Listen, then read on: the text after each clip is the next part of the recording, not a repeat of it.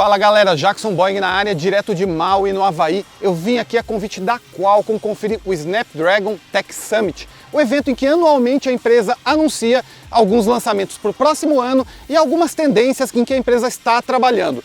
A gente viu aqui muita novidade e um update sobre o que está rolando no mundo sobre 5G. A gente viu o lançamento, o anúncio e lançamento do Snapdragon 765 e 765G focado em games e o grande bambambam, que é o flagship da empresa, que é o Snapdragon 865. Então se liga na vinheta e logo depois eu vou passar um panorama geral de tudo o que está acontecendo nos primeiros 2 dias do Snapdragon Tech Summit.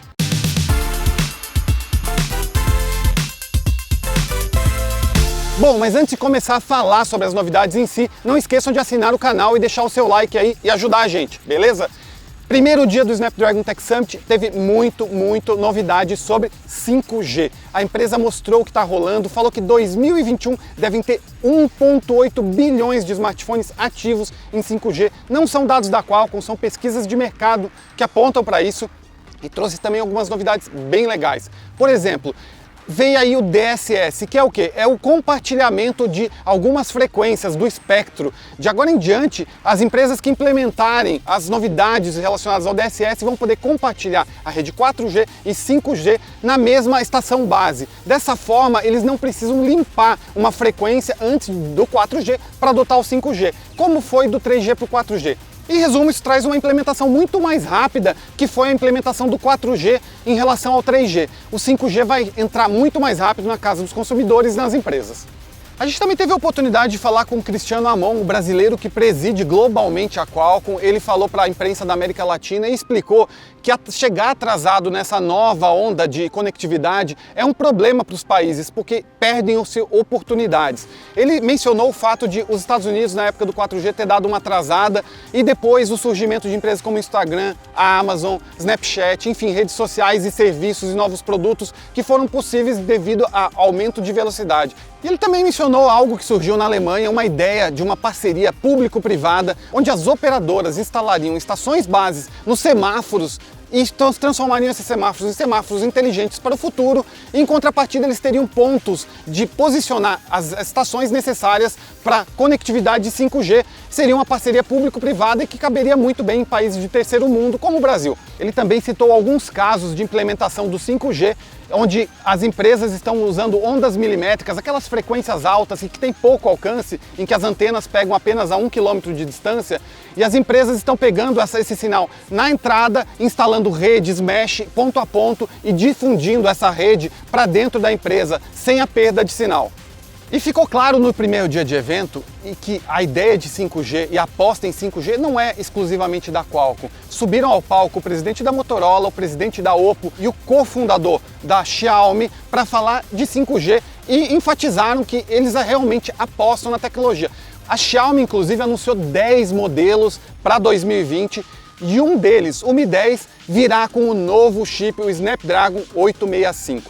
Mas chega de falar de 5G. Vamos falar de Snapdragon 865, a grande aposta da Qualcomm para os telefones flagship que chega no começo do ano que vem. São muitos aspectos, a Qualcomm frisou que esse é o melhor chip em todos os sentidos.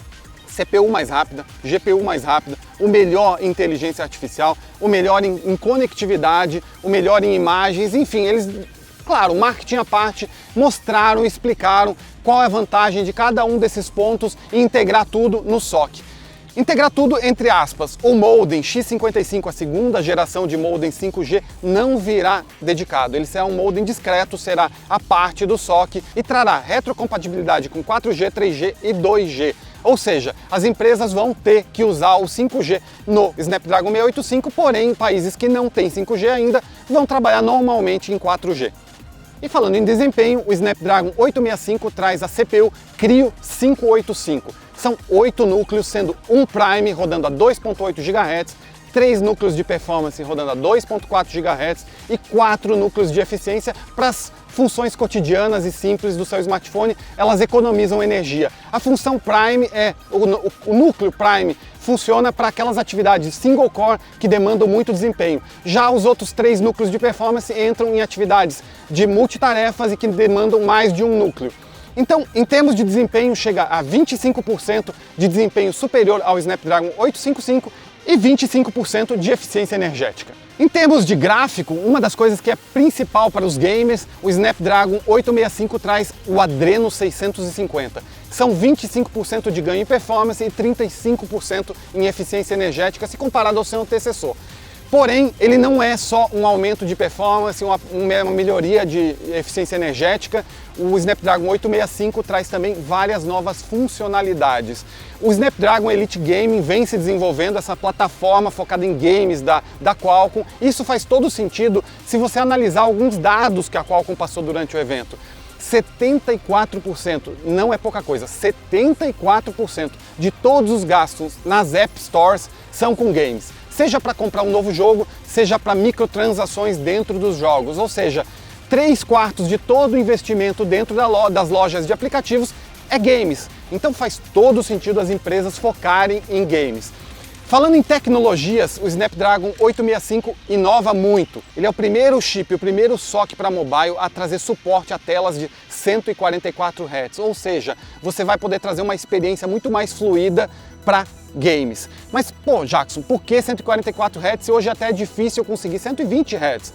Bom, a gente já viu o ROG Phone 2 mostrando alguns games, mas a Qualcomm vem trabalhando com vários desenvolvedores para implementar 120 Hz, implementar 90 Hz em alguns títulos. Dessa forma, em 2020 se espera ver muitos jogos rodando a 120 Hz ou no mínimo a 90 Hz. 144 Hz eles não falaram, mas é uma tendência natural que as empresas desenvolvedoras de jogos adotem essa tecnologia. Outras novidades muito interessantes em games. A Qualcomm anunciou que está trazendo algumas features que vão trazer formas de renderizar e tecnologias que são hoje exclusivas de desktop para mobile. Então reflexo, a forma de renderização, a forma de iluminação vai mudar nos games mobile. Eles vão desenvolver um SDK e vão disponibilizar para os desenvolvedores de jogos, possibilitando novas tecnologias de renderização em games. E eles também anunciaram a tecnologia Game Smoother. O que ela faz? Ela deixa o jogo mais fluido e a taxa de quadros mais constante. Ou seja, se você tem um jogo que roda a 60 FPS e você está ali, você não vai ter quedas para 30 FPS. Ele vai ficar 60, 55, ele vai variar menos. Dessa forma você vai conseguir ter um jogo, uma experiência de jogo muito mais fluida e muito mais constante. E se você gosta de games e está acostumado a jogar em desktop, você sabe que você pode atualizar os gráficos da sua placa de vídeo. Isso é uma questão rotineira e todo gamer que joga no desktop vive atualizando para dar suporte a novos jogos e para melhorar o desempenho gráfico em alguns jogos que já estão no mercado há mais tempo. Agora, pela primeira vez, o Snapdragon 865 traz esse suporte num dispositivo mobile, ou seja, você vai poder atualizar o driver da sua GPU Adreno 650 e deixá-la mais atual e dar suporte a novos jogos, melhorando o número de quadros, o número de FPS e, de uma forma geral, a sua jogabilidade. Essa é uma das novidades que a Qualcomm está lançando nesse pacote que ela chama Snapdragon Game Elite. E falando em câmera, o novo SoC da Qualcomm traz um novo processador de sinal de imagem, o Spectra 480, que promete menos ruído nas imagens e traz uma porrada de implementações novas. Vai ser o primeiro smartphone a gravar em 8K a 30 frames. A gente conseguiu ver os demos funcionando, ele realmente funciona. Ele consegue gravar em 8K. Não que você vá ter muitas televisões para ver isso aí fora, você vai poder ver no seu smartphone. 4K 120 frames, você também vai poder gravar com essa resolução. E como você tem 120 frames, você depois vai poder fazer sua câmera lenta bem suave em 4K. Isso é outra novidade. Mas se você gosta de câmera lenta e quer gravar em HD, ou seja, 720p, você vai ter até 960 quadros. Mas não é 960 quadros por alguns instantes. Você vai poder fazer um vídeo inteiro em câmera lenta ou escolher o ponto na pós-produção, enfim. Você vai poder ter muito mais controle sobre o conteúdo que você está gerando. E se você já acha demais uma câmera tirar fotos a 108 megapixels, que tem aquele sensor que a Xiaomi e a Samsung desenvolveram em conjunto e que já está em alguns aparelhos, imagina um sensor de 200 megapixels. É isso que promete a Qualcomm no Snapdragon 865. A empresa está trabalhando junto com as empresas de sensores e a ideia é ainda em 2020 ter sensores e telefones que já têm uma câmera que captura a imagem em absurdos 200 megapixels.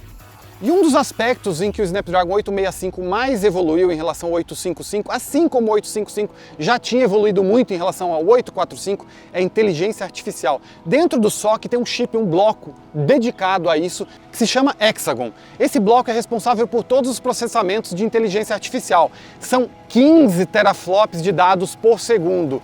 Isso já vem sendo usado no aumento da vida útil da bateria, já vem sendo usado na parte de fotografia, para ela posicionar as fotos de acordo com o cenário que você está tirando, para ela identificar fotos em comum. E também tem a possibilidade de você fazer agora um negócio muito bacana, que é tradução em tempo real de uma língua para outra. O demo demonstrado mostrava uma pessoa falando em mandarim e o texto sendo traduzido em inglês, ou uma pessoa falando inglês e o texto em tempo real surgindo em mandarim, a qual compromete que ao longo do ano isso vai ser possível em ligações telefônicas. Você vai poder falar em mandarim e a pessoa do outro lado ouvir um assistente de voz falando fluidamente em inglês. Isso vai diminuir barreiras, você vai poder conversar com as pessoas, você vai poder fazer negócios, você vai poder viajar, fazer turismo, sem necessidade de falar a língua. Afinal, ninguém vai aprender mandarim para viajar para a China. O Snapdragon 865 promete, através do grande capacidade de processamento, conseguir fazer essa tradução e essa mudança em tempo real de uma língua para outra.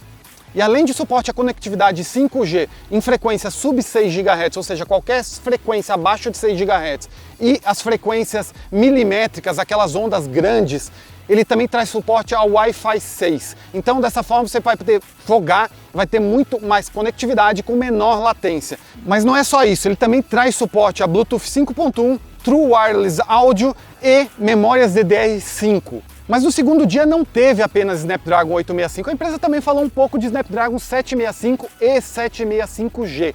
O G nesse caso não é de 5G, é de games. A empresa está lançando na linha intermediária um processador 765 já bastante eficiente e um 765G que é para games. Lembra que esse ano a empresa lançou o 855 Plus? Então, o 765G é mais ou menos um 855 Plus. O que ele faz? Ele pega partes do wafer de silício, as melhores partes, eles criaram um 765 com um pouquinho mais de clock, tanto de CPU quanto de GPU, e focaram em games. Eles também aplicaram algumas features do Snapdragon Elite Game para botar algumas funcionalidades do 865 nesse 765G e que não estão no 765. Com isso, você vai ter uma experiência num celular intermediário um pouco melhor do que no 765. Qual é a vantagem disso? Bom, você pode ter achado o ROG Phone 2, um telefone muito legal, mas muito caro. As empresas agora vão poder olhar para esse mercado de games e desenvolver talvez um telefone intermediário com um chip um pouco mais barato e chegar a um telefone gamer um pouco mais acessível.